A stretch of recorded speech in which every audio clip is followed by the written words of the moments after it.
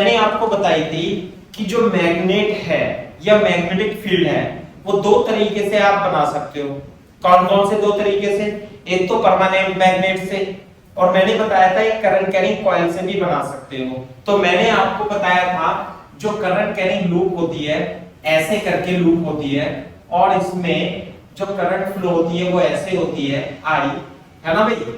तो इसके इस एक्सिस पर यहाँ पर जो मैग्नेटिक फील्ड होगी बी, है ना, पॉइंट पी पर। अरे ये पॉइंट पी था ना, और डिस्टेंस कितनी थी x, और इसकी रेडियस कितनी थी a, नंबर ऑफ टर्न्स कितने थे n। तो इस पॉइंट पर जो मैग्नेटिक फील्ड होती है bp, बता सकते हो कितनी होगी? वो होगी mu naught ni a square upon 2a square plus x square की पावर 3/2। क्लियर है क्या बात? ये मैग्नेटिक इंडक्शन होता था, समझ में आएगा? मैग्नेटिक इंडक्शन इस टाइप से होता था। तो ये तो रफ में हो गया, इसमें देख, ध्यान से देखो मैग्नेटिक फील्ड कैसे निकलती थी। यहां पर मैग्नेटिक फील्ड ऐसे होगी एक्सिस पे यूं करके ऐसे होगी, और इसमें से मैग्नेटिक फील्ड ऐसे निकलेगी और इधर की ओर चली जाएगी ऐसे, है ना। यहां पे कैसे होगी? अरे ये x हटा देता हूं मैं, इसे x ऐसे लिख लेना। मैग्नेटिक फील्ड ऐसे आएगी, ऐसे वापस आएगी, और यहां पे जाकर के ऐसे वापस आएगी यूं करके, और यहां पे तो गोल गोल ही मैग्नेटिक फील्ड हो जाएगी। क्लियर है क्या बात? ऐसी ऊपर जो रहेगी मैग्नेटिक फील्ड लाइन ऐसे निकलती है। तो ये एक मैग्नेट की तरह वर्क करती है, जैसे इसमें से निकलती थी ना मैग्नेटिक फील्ड लाइन ऐसे करके यूं करके, ऐसे ही इसमें से भी मैग्नेटिक फील्ड निकलती है। तो क्या करेंगे हम, बोर्ड पे देखो, इसे ध्यान से देखो। यदि मैं इस पॉइंट पर यहां पर मैग्नेटिक फील्ड निकालूं, या यहां पर मैग्नेटिक फील्ड B की बात करूं, तो अगर जो x बहुत दूरी पर है, x is very very greater than as compare to a, यानी कि ये बहुत दूरी पे रखा हुआ है, या ये पॉइंट आप ये कह लो कि यहाँ पे x डिस्टेंस पर, इधर ले लो या इधर ले लो, मैग्नेटिक फील्ड बहुत दूरी पर है ये, तो x की तुलना में a को नेगलेक्ट कर देंगे, तो जो bp हो जाएगा वो mu naught ni a square upon 2 x। a को क्या कर देंगे बेटा, हम a को छोड़ देंगे, तो यहाँ पे 0 प्लस एक्स स्क्वायर की पावर 3/2 आ जाएगा, और mu naught ni a square upon 2x की पावर 3 आ जाएगा। आगे क्या बात समझ में? बोर्ड पे देखो ध्यान से, जो bp होता है ना भाई, जो bp होगा म्यू नॉट अपॉन 4 पाई, एक मिनट 2 इंटू 2 पाई से ऊपर नीचे मैं गुणा कर लूं क्या, अपॉन एक्स क्यूब, ऐसे लिख सकते हैं क्या? ऊपर नीचे गुणा कर सकते हैं, 2 पाई से ऊपर नीचे गुणा कर दी, तो यहाँ पे तो म्यू नॉट अपॉन 4 पाई आ जाएगा, और यहाँ पे एन आई, और ये क्या हो जाएगा 2, और लूप का एरिया कितना होता है भाई, एरिया ऑफ लूप कितना लिख दूं, area of loop a equal to pi a square, क्योंकि a रेडियस है, और लूप का एरिया कितना हो जाएगा इसका, पाई a स्क्वायर, तो n i 2 into a upon x cube हो जाएगा। आगे क्या बात समझ में? तो ध्यान से देखो, bp को हम किस प्रकार से लिख सकते हैं, bp को ये म्यू नॉट अपॉन k पाई, इसे k मान लेंगे, और ये 2 ऐसे लिखो, mu naught upon 4 pi 2 nia upon x cube. What is nia? nia is the magnetic dipole moment of the loop, और इसे क्या मान लूंगा मैं, k, और ये हो जाएगा 2, ये हो जाएगा m, और ये हो जाएगा x क्यूब। तो ध्यान से देखो, bp जो होगा वो 2km अपॉन x क्यूब हो जाएगा। आगे क्या बात समझ में, 2km अपॉन x क्यूब, समझ में आएगा? तो ये हो गया magnetic field due to magnetic dipole moment 2km upon x cube. तो ये एक्सप्रेशन जो है ये सेम वही एक्सप्रेशन है जो इलेक्ट्रिक डाइपोल की वजह से होता था। समझ में आएगा? पहले यहां तक कॉपी कर लो, फिर मेरे को बताओ। यहां से कॉपी करना यूं, और इसके बाद कॉपी करना ये। क्लियर है भाई बात? ऐसे कॉपी करना है अपने को।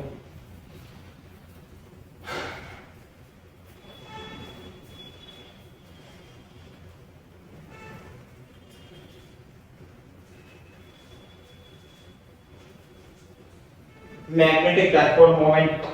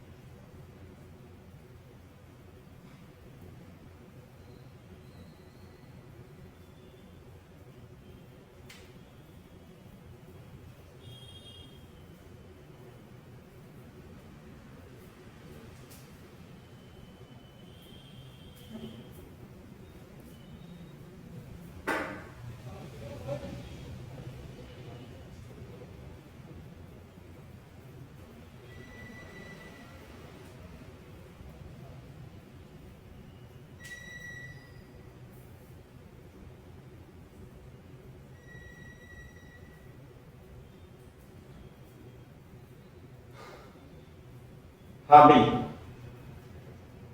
This is the magnetic dipole moment m is equal to NIA किसी डाइपोल मोमेंट का, किसी कॉइल का डाइपोल मोमेंट NIA होता है। समझ में आई बात?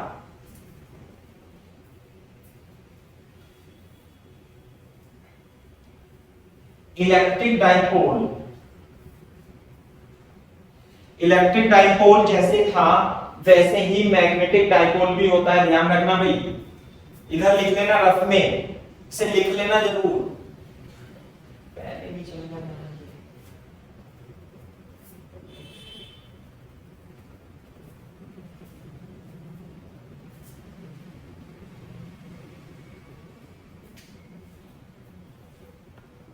देखो भाई, यहां रफ में लिखना, क्या लिखोगे रफ में?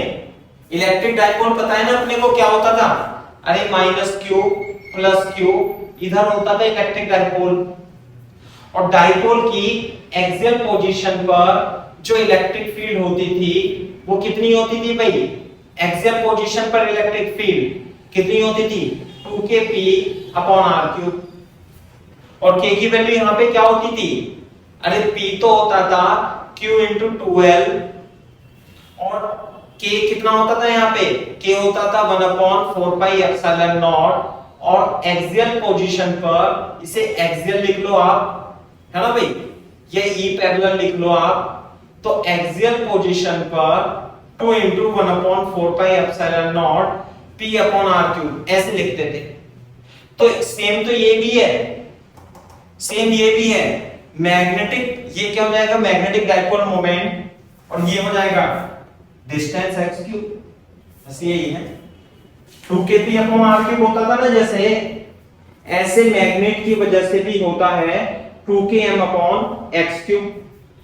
ध्यान दो, सुनो मेरी बात। जैसे कि मान लिया आपने मैग्नेटिक बार रखा, ये -m ये +m रखा, तो इसका मैग्नेटिक डाइपोल मोमेंट क्या होगा? Capital M। तो इसके एक्स एक्सिस पे यहां पे जो मैग्नेटिक फील्ड होगी ना, यहां पर मैग्नेटिक फील्ड कितनी आएगी भाई? यहां से x दूरी पर मैग्नेटिक फील्ड, इसका मैग्नेटिक मोमेंट तो हो जाएगा m। तो यहां पर जो मैग्नेटिक फील्ड आएगी BP पर कितनी आएगी? 2km/x³ ही आती है, जैसे ये इलेक्ट्रिक डाइपोल के केस में आती थी। क्लियर है? के बाद ध्यान से देखो आप कि ये एक लूप भी इसी प्रकार से वर्क कर रही है, यानी कि मैग्नेटिक फील्ड या तो आप परमानेंट मैग्नेट से आप प्रोड्यूस करा लो, ये करंट कैरिंग कॉइल से प्रोड्यूस करा लो, एक ही बात है। केवल और केवल मैग्नेटिक मोमेंट का डिफरेंस है। जब करंट कैरिंग लूप होगी तो मैग्नेटिक मोमेंट NIA होता है। जब परमानेंट मैग्नेटिक बार होगी तो magnetic moment M into 2L हो जाएगा। क्लियर है क्या बात? ये परमानेंट, ये करंट कैरिंग कॉइल का मैग्नेटिक मोमेंट होगा, ये परमानेंट मैग्नेट का मैग्नेटिक मोमेंट होगा, लेकिन दोनों के मैग्नेटिक फील्ड x दूरी पर सेम ही आते हैं, जैसा कि इलेक्ट्रिक फील्ड में इलेक्ट्रिक डाइपोल के कारण आए थे, है ना? तो इसलिए टॉपिक का नाम है current loop as a magnetic dipole, यानी कि ये लूप एक मैग्नेट की तरह वर्क कर रही है।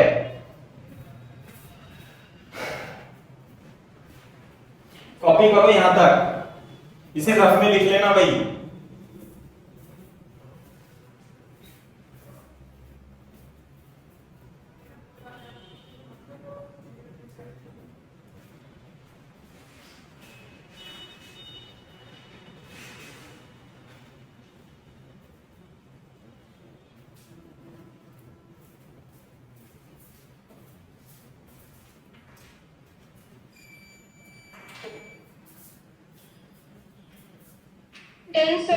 ठीक है बेटा, एक सही है ना?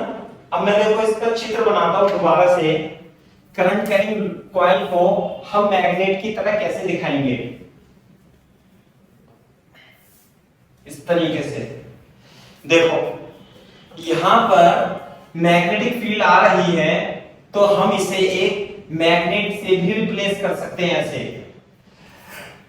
जैसे कि यहां से ये पे तो हो जाएगा, अगर जो ये लूप है ये मैग्नेट है, तो इसके इक्विवेलेंट इस करंट कैरिंग लूप के इक्विवेलेंट मैग्नेट ये तो हो जाएगा नॉर्थ पोल और ये हो जाएगा साउथ पोल।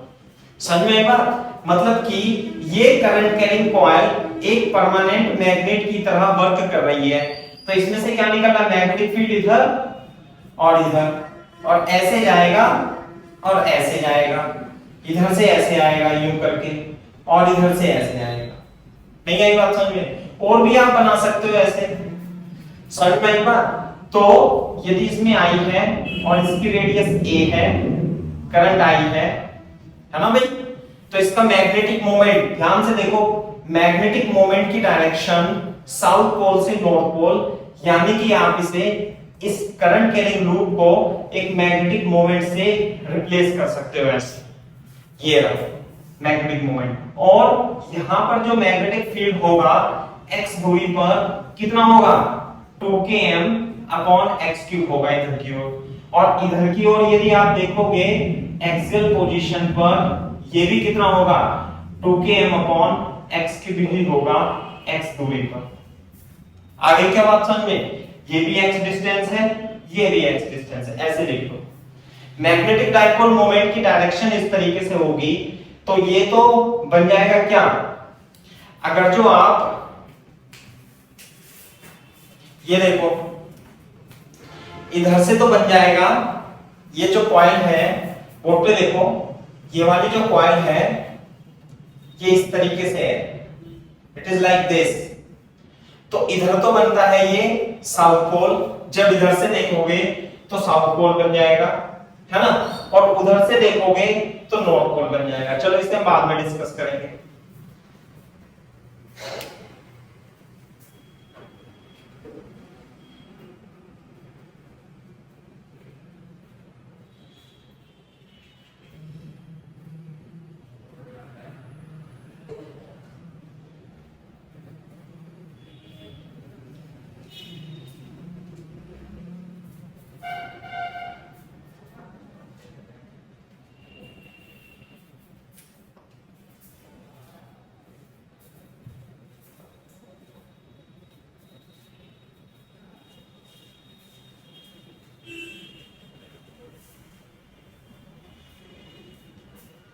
क्लियर है क्या बात भाई?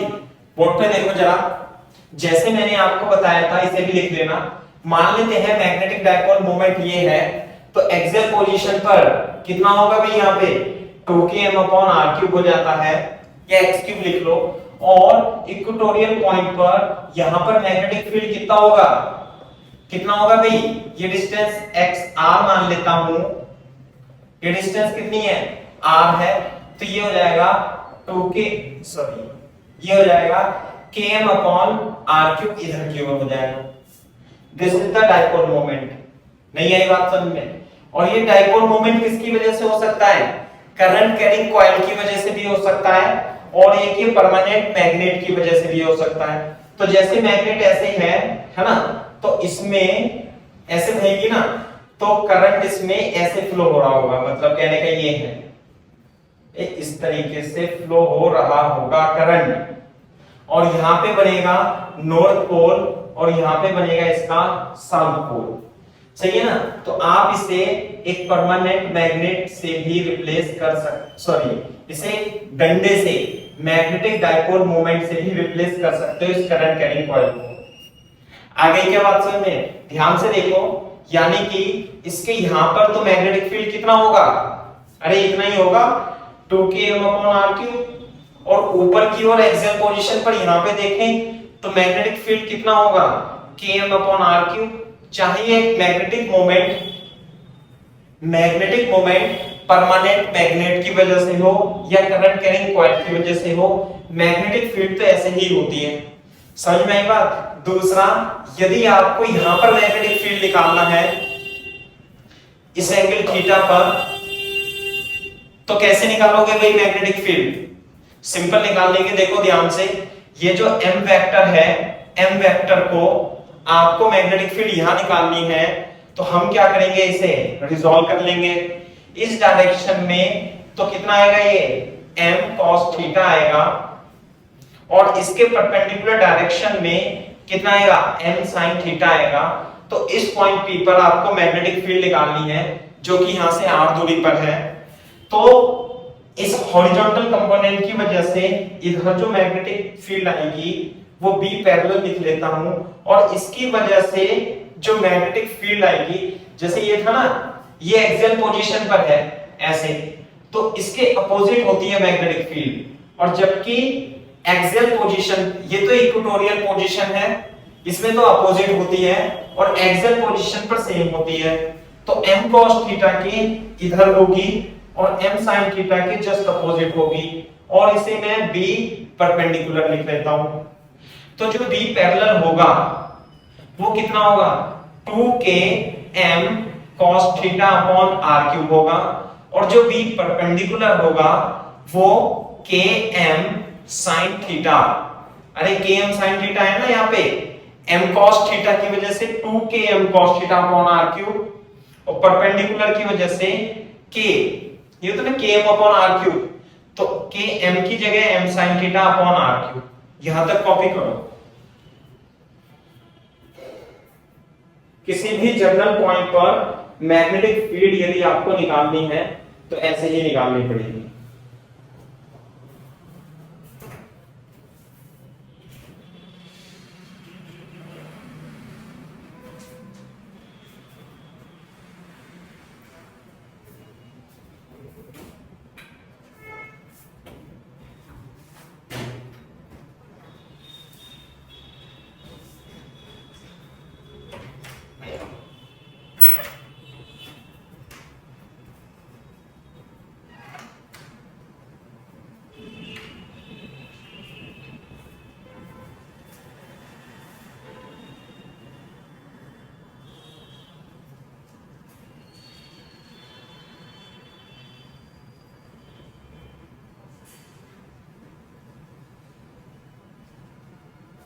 कॉपी कर लो यहां तक, फिर बताना मेरे को।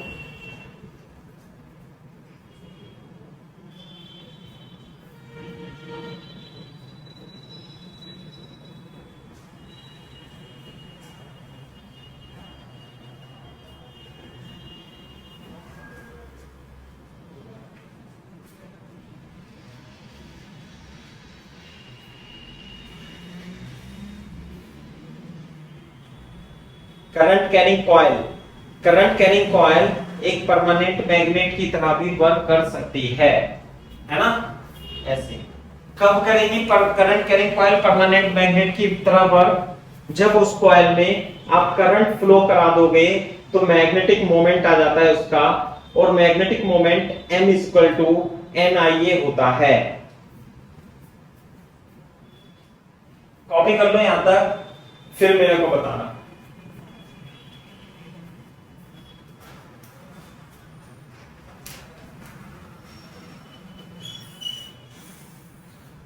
जैसे P की वजह से निकाली थी मैग्नेटिक फील्ड, ऐसे इसी की वजह से भी निकाल देंगे।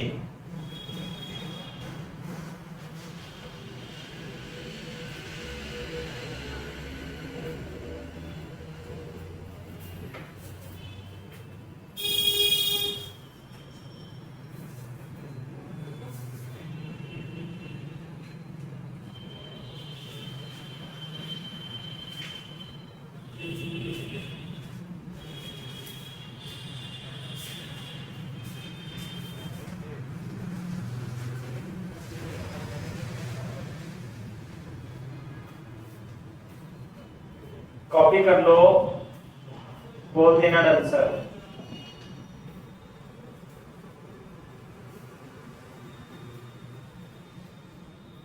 जैसे इलेक्ट्रिक डाइपोल में निकाला था, वैसे ही मैग्नेटिक डाइपोल की भी कैलकुलेशन ही है, कोई इसमें कोई नई बड़ी बात नहीं है ना। बस ये है कि ये जो मैग्नेटिक डाइपोल मोमेंट बना है, ये किसकी वजह से बना है भाई? ये बना है एक करंट कैरिंग लूप की वजह से। और कैसे बनेगा? इसे ऐसे लिख दें,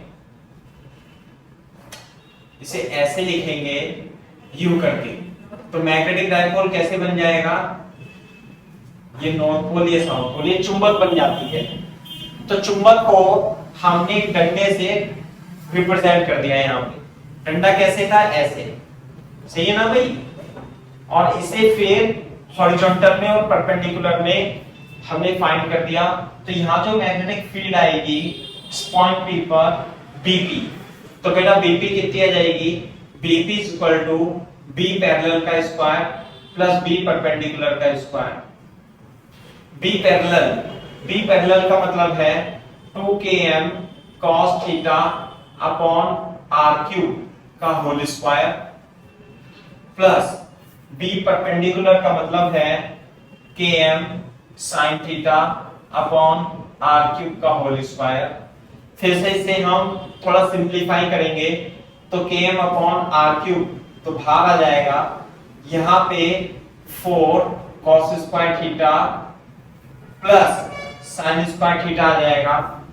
यहाँ पर फिर से वही sin square theta plus cos square theta 1 बन जाएगा, और प्लस 3 cos स्क्वायर थीटा भी हो जाएगा। तो ये हो गया BP किसी जर्नल पॉइंट पर। यानी कि ध्यान से देखो, कहने का मतलब ये है कि अगर जो ये करंट कैरिंग लूप है और इसमें करंट इस तरीके से है यूं करके, है ना भाई, तो यहां पर जो मैग्नेटिक फील्ड होगी r डिस्टेंस पे वो कुछ इस तरीके से होगी, है ना। यहां पर मैग्नेटिक फील्ड इस तरीके से होगी। कैसे? ये तो हो जाएगी B पैरेलल और ये हो जाएगी B परपेंडिकुलर। तो जो नेट मैग्नेटिक फील्ड आएगी यहां पर वो इतनी आएगी। M की जगह क्या लिखेंगे हम? NIA, क्योंकि लूप है, लूप का मैग्नेटिक डाइपोल मोमेंट NIA होता है। और यदि ये परमानेंट बार होती तो magnetic moment M into 2L लिखा जाता। समझ में आ गई बात? लेकिन अभी यहां पर NIA है।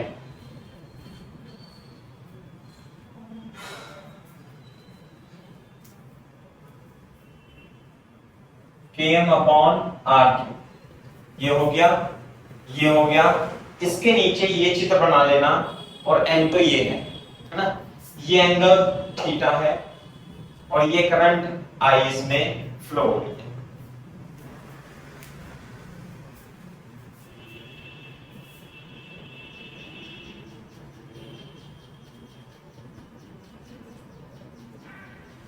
कॉपी करो।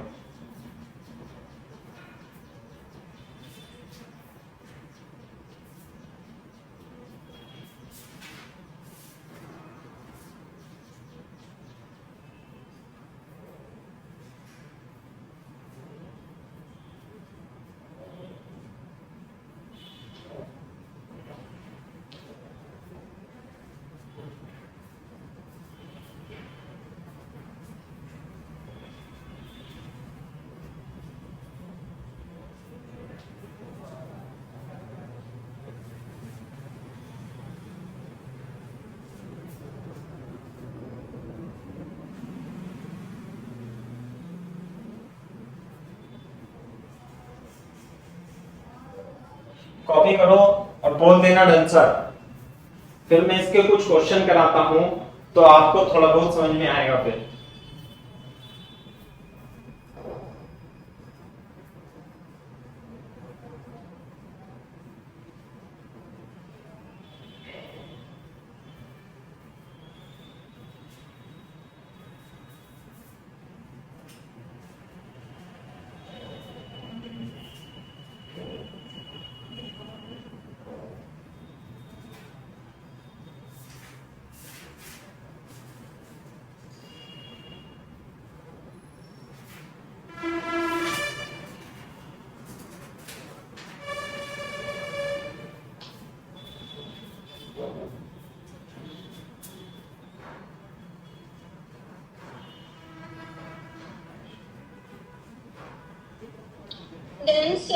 Very good. चलो तो अब ये है, समझे भाई। हो सकता है आपको ये वाला कॉन्सेप्ट आपने इलेक्ट्रोस्टैटिक्स में पता नहीं कैसे किया होगा। यहाँ पे मैग्नेटिक फील्ड निकालते हैं ना, ध्यान करना ये वाला इस तरीके से किया था, तो इसी टाइप से करते हैं ना, कंपोनेंट पे रिजॉल्व करते। तो कुल मिलाकर के बात ये है कि हमने अभी तक ये प्रूफ कर दिया कि यदि ये करंट कैरिंग कॉइल है तो इस कॉइल का मैग्नेटिक मोमेंट ये होगा, ये बस m। और फिर तो हम सब जानते ही हैं। तो जैसे इलेक्ट्रोस्टैटिक में इलेक्ट्रिक डाइपोल को एक्सटर्नल इलेक्ट्रिक फील्ड रखने में उसकी पोटेंशियल एनर्जी होती थी।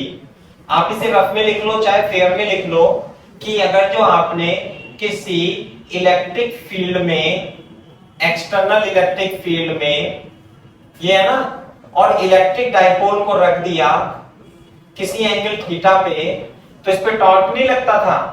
कितना लगता था भाई टॉर्क? P cross E। तो इसी तरीके से किसी भी मैग्नेटिक डाइपोल को आप एक्सटर्नल फील्ड में रखेंगे तो उस पे टॉर्क लगेगा। नहीं आई बात समझ में? जैसे ये m है ऐसे लग गया, और एंगल कितना है इनके बीच में? थीटा, और ये है मैग्नेटिक फील्ड B, तो टॉर्क कितना लगता है? m क्रॉस B लगता है। समझे? कॉपी करो इसे।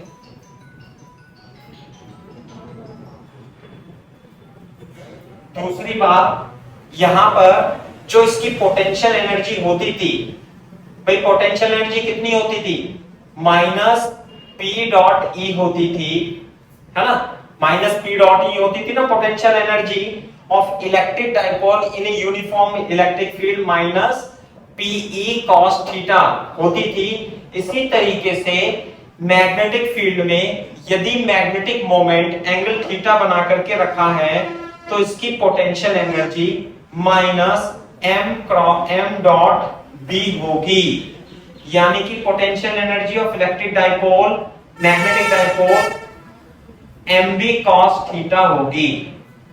समझ लेना बात। सेम जैसे इलेक्ट्रिक फील्ड में होता है ऐसे ही मैग्नेटिक फील्ड में भी होता है। लेकिन फिर से ध्यान रखना, ये जो मैग्नेटिक मोमेंट है ये किसका मैग्नेटिक मोमेंट है? इस चैप्टर में ये magnetic moment current carrying coil का है। करंट कैरिंग कॉइल का मैग्नेटिक मोमेंट NIA होता है, जबकि मैग्नेटिक बार का मैग्नेटिक मोमेंट इतना होता है। तो आप इस डंडे से हमें सॉल्व करना है। अब ये डंडा इसकी वजह से आया है या इसकी वजह से आया है वो बात अलग है ना, तो दोनों ही चीज सेम है।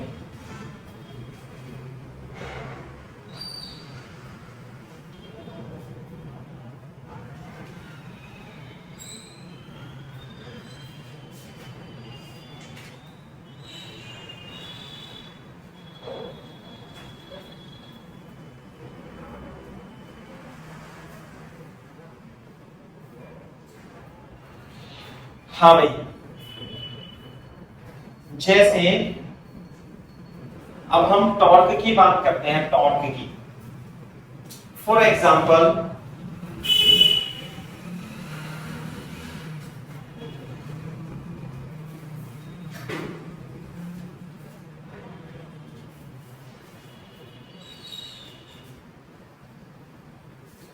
मान लेते हैं find torque on the loop, find torque on the loop. Clear है क्या बात? टॉर्क निकालना है, torque on the loop as shown in figure, as shown in figure, torque निकालना है एज शॉन इन फिगर। कैसे?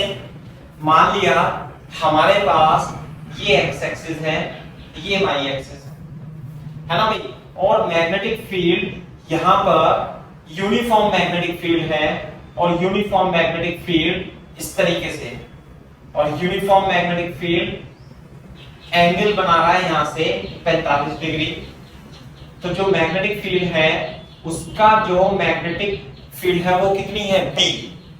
समझे ना भाई बात? और एक लूप है, और लूप ऐसे है, सर्कुलर लूप, और लूप में करंट कैसे फ्लो हो रही है? ऐसे, ये। और इसकी लूप की रेडियस क्या है? लूप की रेडियस है a। अब आपको इस लूप पर टॉर्क बताना है, टॉर्क। समझे में आई बात? You have to find the torque as shown in figure। ये है 45 डिग्री। तो बताओ टॉर्क कैसे निकालोगे?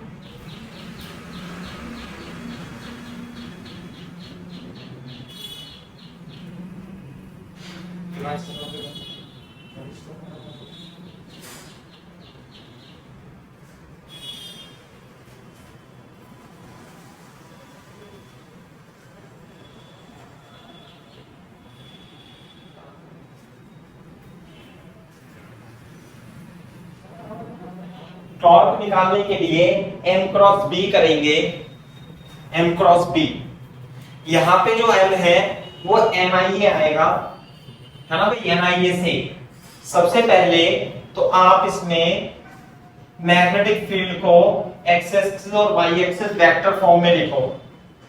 हाँ भाई, अगर जो ये b नॉट है, इधर देखो यहाँ पे, ये x एक्सिस है, ये y एक्सिस है, और यहाँ पे B नोट ऐसे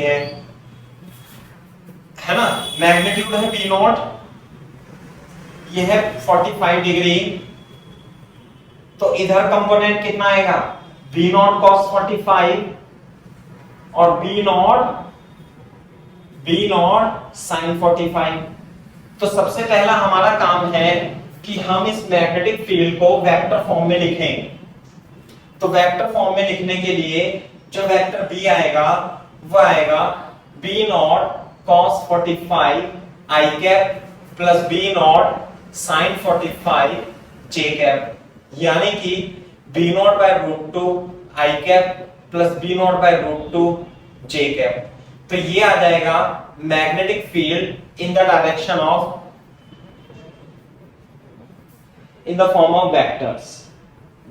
ये आ जाएगा मैग्नेटिक फील्ड।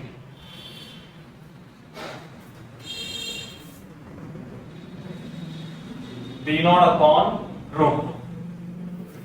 अब मेरे को मैग्नेटिक मोमेंट, कोई बच्चा बता सकता है कि मैग्नेटिक मोमेंट का मैग्नीट्यूड कितना होगा? मान लिया लूप कितनी है इसमें? एक। नंबर ऑफ टर्न्स कितने हैं? 1। जब नहीं दिए होते तो 1 ही मानेंगे। तो मैग्नीट्यूड जो होगा मैग्नेटिक मोमेंट का, m की जगह 1 I pi a square, m I pi a square हो जाएगा। ये तो हो जाएगा I पाई a स्क्वायर। कोई बच्चा बता सकता है इस लूप का मैग्नेटिक मोमेंट किधर डायरेक्शन में होगा? x में, y में, z में, या माइनस x में, माइनस y में, माइनस z में?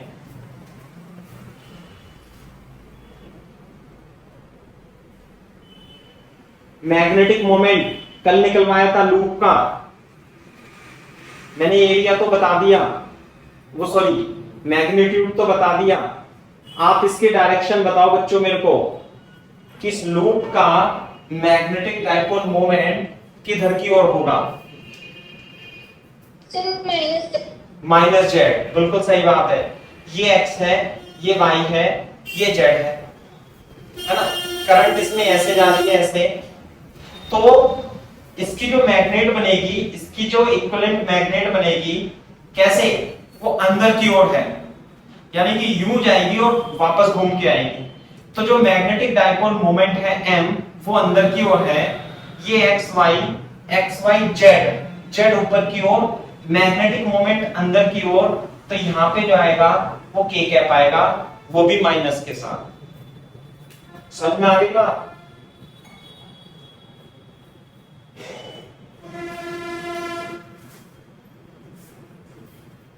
बहुत सही क्वेश्चन है, ऐसा नहीं है कि फर्जी क्वेश्चन है ना।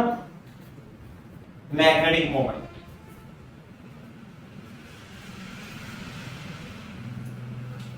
आइए ऐसे, तो मैग्नेटिक मोमेंट उधर ही होगा जिधर डी की डायरेक्शन होगी, बस आप ये ध्यान भी रख सकते हो। तो ये आ गया मैग्नेटिक मोमेंट और ये आ गया बी। बी को थोड़ा और सिंपलीफाई कर लिया भाई, B not upon root two I cap plus J cap, ये वेक्टर डी ये वेक्टर एम, तो हमें निकालना है टॉर्क। तो टॉर्क का फॉर्मूला क्या होता है, m क्रॉस b होता है। तो m की जगह तो ये लिखेंगे, देखो minus I pi A square K cap, सही है, cross this is cross b naught upon root two I cap plus J cap. तो ये तो magnitude minus I pi A square B not upon root two, तो ऐसे आ जाएगा। फिर ये आएगा k cross I cap plus J cap. अब इसका आपको क्रॉस प्रोडक्ट करना है आई जे के का। अभी आप करके देखोगे कैसे आता है।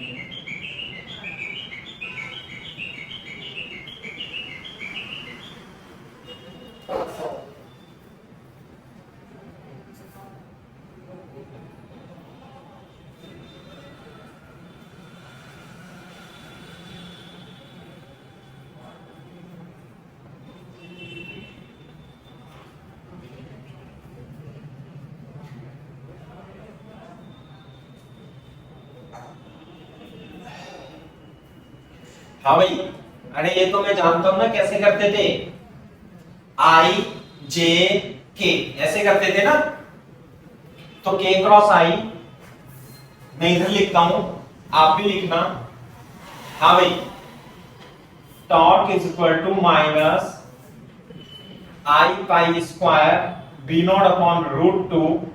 हाँ जी भाई साहब, के क्रॉस आई, अरे K cross I plus K cross J. हाँ जी, के क्रॉस आई कितना आएगा, के क्रॉस आई आएगा जे कैप प्लस के क्रॉस जे कितना आएगा, ये आएगा माइनस आई कैप। अब ये तो आप देखो कैसे करना है ना, आई जे के ऐसे करते थे ना, i cross j is equal to k और k cross i is equal to j, बिल्कुल सही है, और k cross j is equal to minus i, सिर्फ माइनस अंदर चला जाएगा, pi A square B not upon root two, ये हो जाएगा i minus j cap is the torque, this is the torque, ये आया टॉर्क ऑन दिस लूप, है ना। बहुत ही अच्छा क्वेश्चन है, इस तरीके से आप इसे निकाल सकते हो।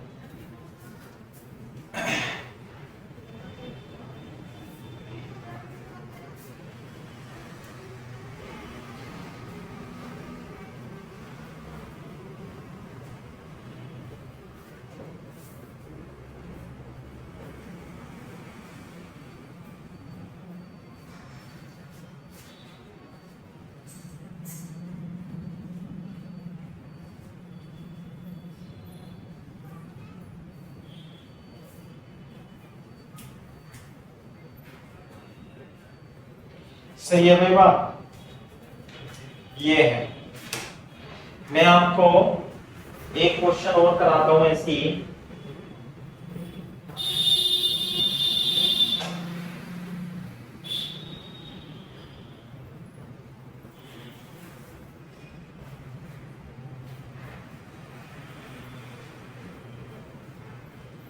देखो for example find torque on the loop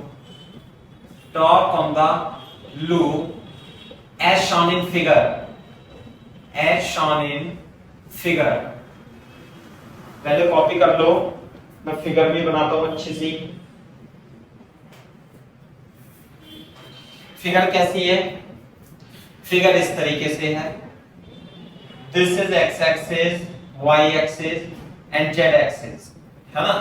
तो एक लूप है ऐसे करके और करंट इसमें ऐसे जा रही है, फिर एक लूप ऐसे है और वह ऐसे, सेमी सर्कुलर लूप है ना, यू करके करंट ऐसे जा रही है। कितनी करंट जा रही है? आई। क्लियर है क्या बात? तो इसकी जो रेडियस है, ध्यान रखना, ऐसे थोड़ा ऐसे बना देते हैं, यू करके ऐसे, है ना भाई। तो इसकी रेडियस तो 2r है और इसकी रेडियस है r, बस इतना आप ध्यान रख लो। और जो मैग्नेटिक फील्ड है B equal to B not J cap दे रखा है, B not J cap tesla, यानी कि y एक्सिस में मैग्नेटिक फील्ड है। तो आपको इस पे टॉर्क बताना है, टॉर्क।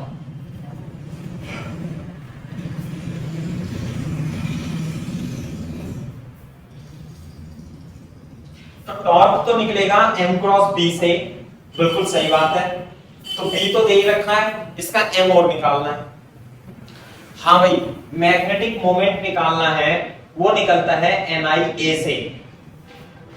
क्लियर है क्या बात? देखो कैसे करेंगे, कॉपी कर लो इसे, 2 मिनट सोचने के लिए देता हूं। बेसिकली आपको बच्चों मैग्नेटिक डायपोल मोमेंट निकालना है इसका।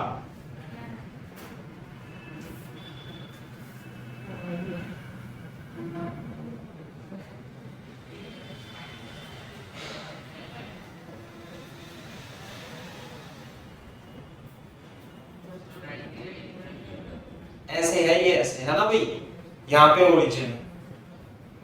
तो एक आधी लूप तो एक्स वाई प्लेन में है और एक आधी लूप वाई जेड प्लेन में है। तो पहले मैं वाई जेड प्लेन वाली देखता हूं, ऐसे है ना ये। हाँ भाई, ये देखो, मैं इस लूप को ऐसे कंसीडर करूंगा और यहां से लेके यहां तक और ये यहां से लेके यहां तक ऐसे है। तो अपन क्या करेंगे, देखो मैं यहां पे एक वायर ऐसे ले लेता हूं और एक वायर ऐसे ले लेता हूं, साथ में इधर ये करंट फ्लो करा देता हूं, यहां करंट फ्लो करा देता हूं। तो कोई फर्क नहीं पड़ेगा क्योंकि इक्वल वायर इक्वल लेंथ का और करंट आई मैंने फ्लो करा दिया। तो लेकिन उससे फायदा क्या होगा? उससे फायदा ये होगा कि मेरी एक पूरी की पूरी लूप तो ऊपर वाली बन जाएगी, यदि ऐसे करके। कौन से प्लेन में है ये है वाई जेड प्लेन में। और करंट किस में हो जाएगी? इसमें ऐसे। रेडियस कितनी है इसकी? 2r। तो इसका एरिया कितना हो जाएगा? लूप 1 मान लेते हैं इसे, एरिया हो जाएगा पाई r स्क्वायर बाई 2। तो कितना हो जाएगा भाई? ये हो जाएगा 2 पाई r स्क्वायर। दूसरी बात, एक्स एक्सिस कैसे है? एक्स एक्सिस तो ऐसे है, इसे अभी भूल जाओ आप, ये एक्स एक्सिस ऐसे, समझे? तो इसका मैग्नेटिक मोमेंट किधर की ओर होगा भाई? अंदर की ओर। मैग्नेटिक मोमेंट अंदर की ओर। तो जो m1 आएगा, m1 वेक्टर, वो आएगा NIA और माइनस आई कैप। n की जगह तो 1 लिख लेंगे, i की जगह i और एरिया की जगह 2 पाई r स्क्वायर और माइनस आई कैप वेक्टर। तो 2 pi i r square i minus I cap is the magnetic moment of this coil. Plane है y z, मैग्नेटिक मोमेंट होगा अंदर की ओर माइनस x की तरफ। सही है? ये है। अब ये लूप नंबर 2 का मैग्नेटिक मोमेंट कोई बता सकता है बच्चा किधर की ओर होगा? सेकंड कॉइल का मैग्नेटिक मोमेंट किधर की ओर होगा? Minus Z. Very good, minus Z. अब देखो भाई, ये तो आपकी इच्छा है, आप बनाते कैसे हो। मैं ऐसे कैसे बनाऊंगा? x और y, मैं इसे ऐसे दिखा दूंगा, ये x है ये y है, तो z कैसे होगा ऐसे, मैं ऊपर से देखूंगा ना, टॉप से, यहां से देखूंगा, ऊपर से झांक के देखूंगा, तो x तो ऐसे, y ऐसे है, और लूप कैसे होगी, लूप ऐसे होगी, यूं करके। समझ में आई बात? करंट कैसे जा रही है, ऐसे, और करंट यूं जाएगी। थोड़ा मैं इसके नीचे ही बना दूं यहाँ पे, यूं करके, ये हो जाएगा y, ये हो जाएगा x, और ये हो जाएगा टॉप व्यू, ये हो जाएगा front view.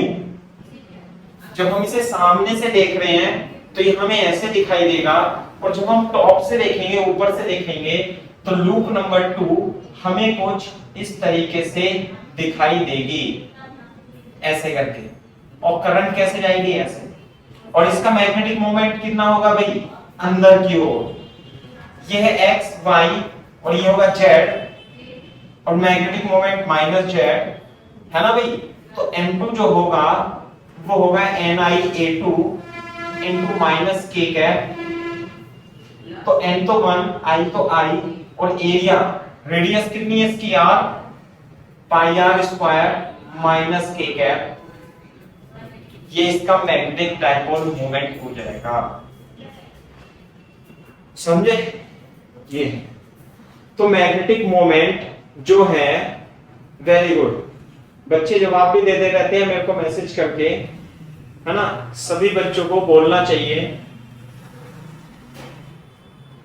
Total magnetic moment कैसे निकालेंगे, लूप तो बेसिकली हमारी ये थी, कॉपी कर लो।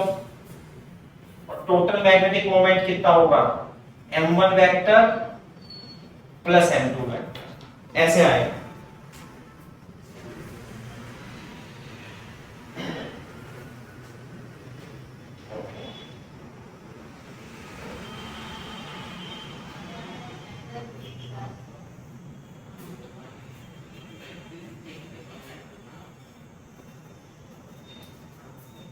m1 ये आएगा 2 pi r square, 2 pi r square i और minus i cap plus pi r square, थोड़ा गंदा लिख दिया,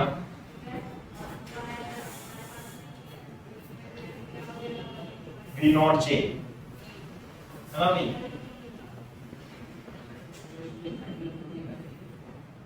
m1 प्लस m2, m1 कितना होगा 2 pi r square i minus i cap plus i into pi r square minus k cap. Clear है क्या बात? तो इसमें मैं i into pi r square common लेके माइनस 2i कैप, यहां से कितना बचेगा बेटा, minus k cap. This is the magnetic dipole moment ampere metre square.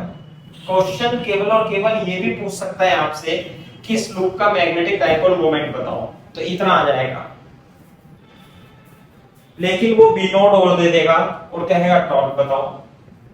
b naught is equal to b not j cap T4 tesla, दोनों की cross product कर देंगे तो आंसर आ जाएगा। क्लियर है भाई बात? तो अब हम क्रॉस प्रोडक्ट करेंगे इसकी। हाँ भाई, torque is equal to m cross b, m की जगह i pi r square minus 2i minus k cross b not j cap. तो i pi r square b naught, ध्यान से देखो, minus 2i cap cross j cap minus k cross j cap, है ना। तो i j k, i cross j k minus 2i cross j, यहां पे आएगा k क्रॉस j, यहां आएगा माइनस i। समझ में आई बात? Pi r square b naught minus minus i -2 take cap newton metre is the correct answer. भाई कोई गलती बलती हो तो भी बता देना, इससे कोई दिक्कत वाली बात नहीं।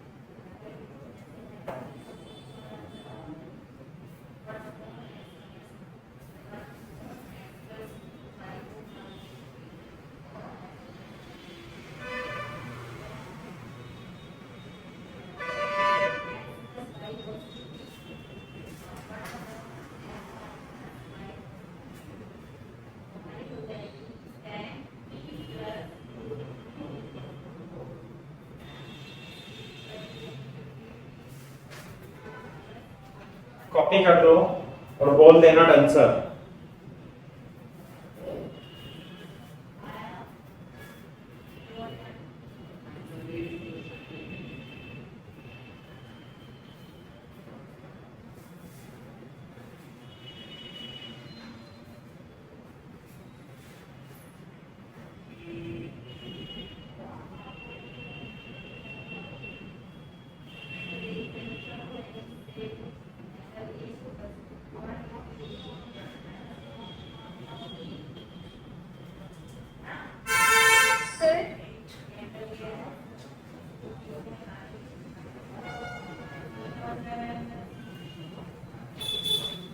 क्लियर है के बाद कॉपी कर लिया होगा मेरे ख्याल से।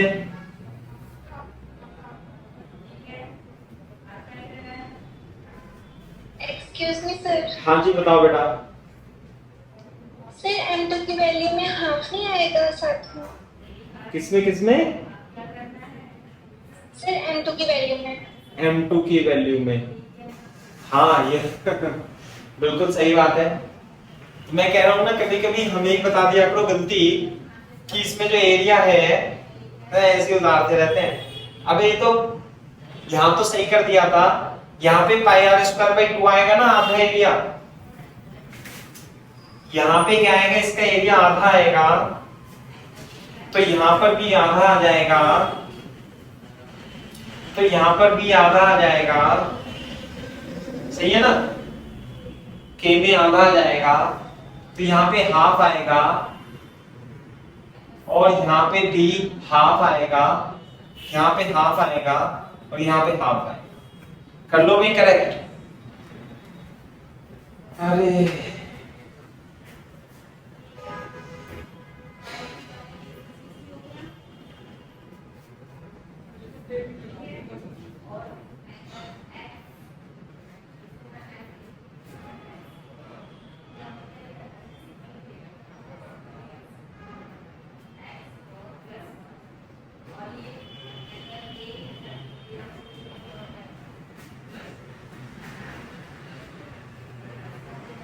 सही है बात, बिल्कुल सही बात। तो कॉपी कर लिया होगा मेरे ख्याल से।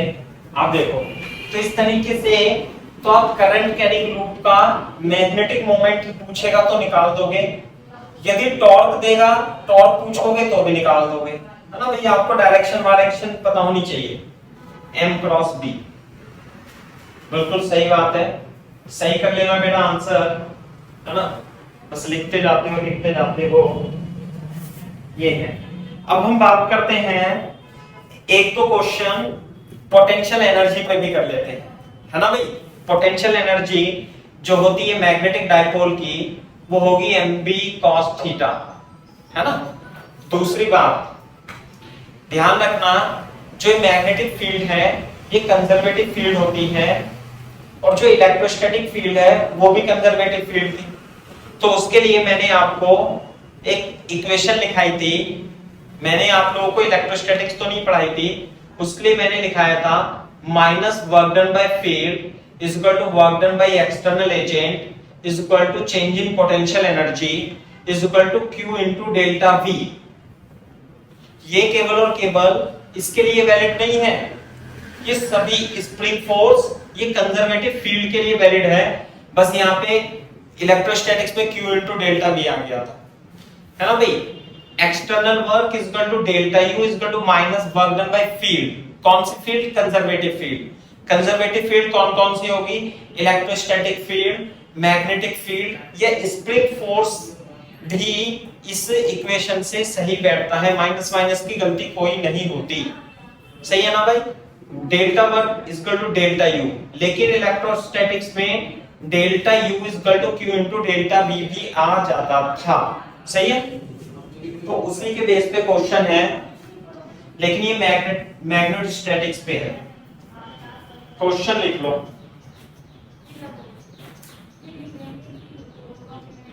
लिखो एग्जांपल लिखो।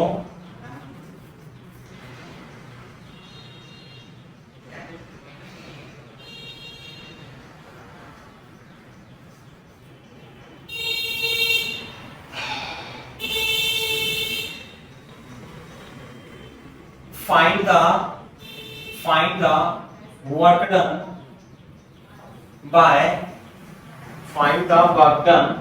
by external agent in rotating a magnetic dipole in uniform magnetic field from theta is equal to 60 degree to theta 2 is equal to 120 degree। Clear है क्या बात, है ना।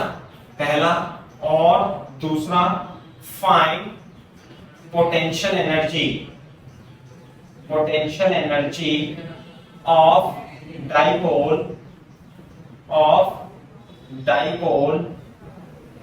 if it makes theta is equal to 45 degree with magnetic field ऐसे, सही है बात।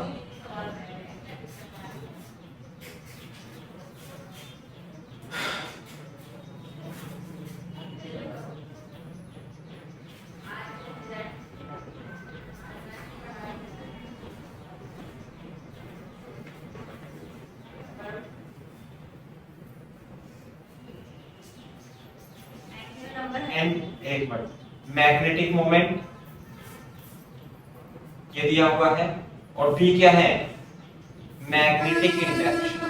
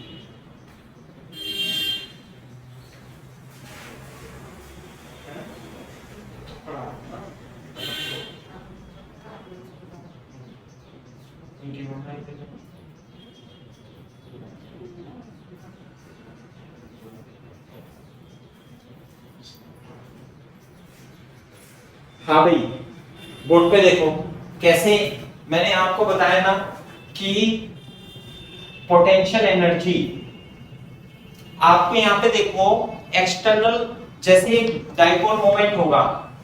Solution देखो इसका, सॉल्यूशन कैसे, ये मैग्नेटिक फील्ड है, ऐसे है यूनिफॉर्म मैग्नेटिक फील्ड।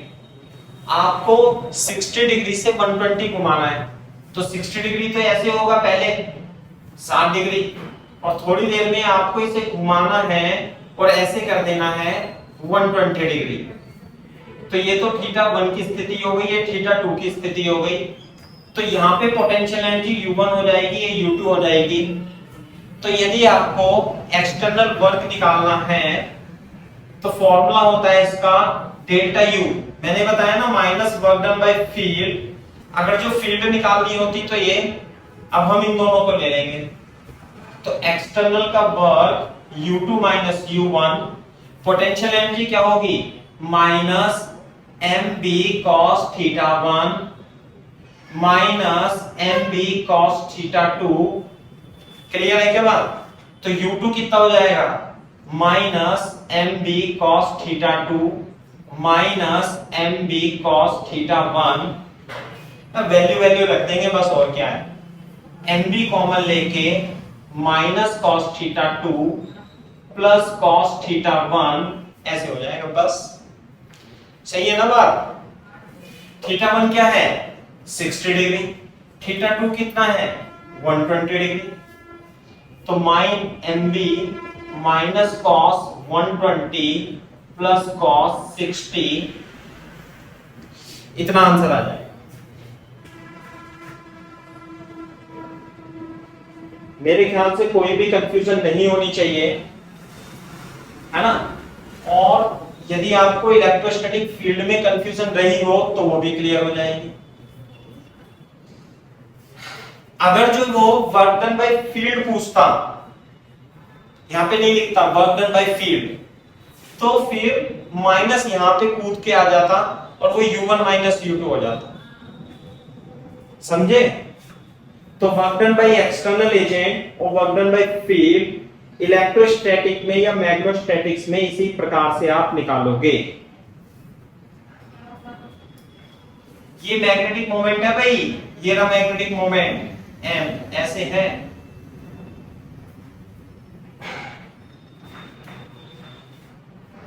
अब ये मैग्नेटिक मोमेंट किसकी वजह से है ये नहीं पता, उसने दे दिया।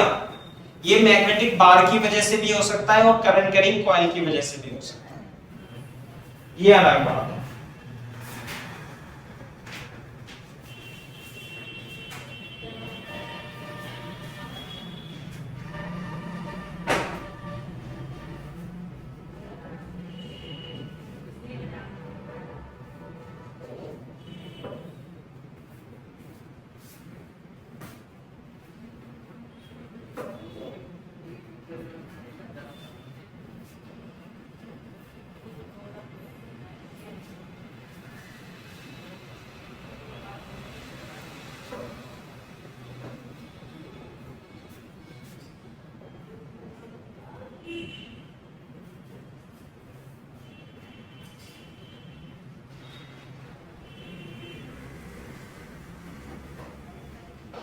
कितना आंसर आएगा मैं इधर लिख देता हूं। हाँ भाई, ये आएगा एक्सटर्नल एजेंट के द्वारा वर्क mb cos 120, हमेशा ध्यान रखना -1/2 होता है। cos 120 -1/2, तो माइनस इंटू -1/2 प्लस cos 60 1/2, और ये होगा mb 1/2 plus 1/2 equal to mb। This is external work. और यदि आपसे पूछे इसी क्वेश्चन में फील्ड के द्वारा वर्क, तो एक्सटर्नल वर्क निकाल करके फील्ड का वर्क माइनस कर देना और वो माइनस mb आ जाएगा। दोनों अंतर है दोनों में, है ना भाई? दोनों में अलग अलग अंतर।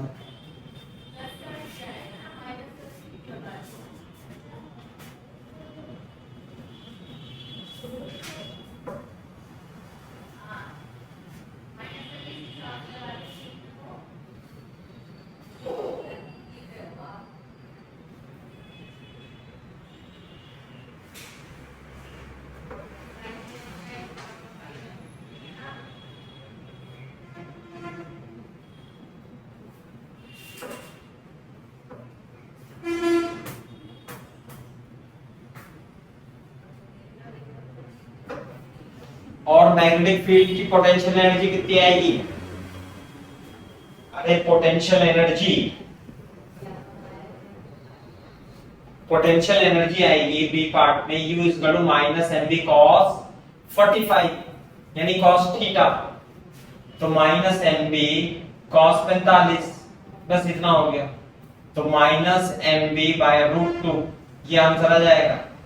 सो this is the potential energy of dipole.